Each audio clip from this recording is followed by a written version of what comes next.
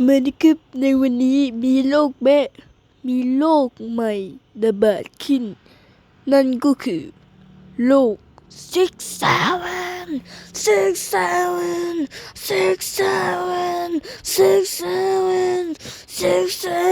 ระบาดนะครับและในตอนนี้โรค6 7มันได้แพร่ระเบิดในฝูงชนคนที่จะมีอาการ6 7นั้นต้องเป็นคนบ้าเท่านั้นครับเพราะฉะนั้นครับคนบ้าครับโรค6 7ก็จะมีอาการแบบนี้ครับ6 7จะเกิดเฉพาะเบคอนครับ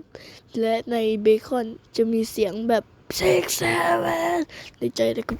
และอาการที่เขาจะทำก็คืออ๋ออ๋ออ๋อ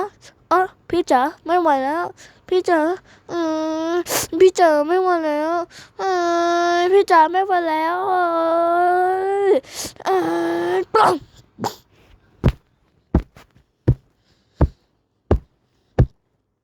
นี่นะครับเสียงกระบอกปืนเขา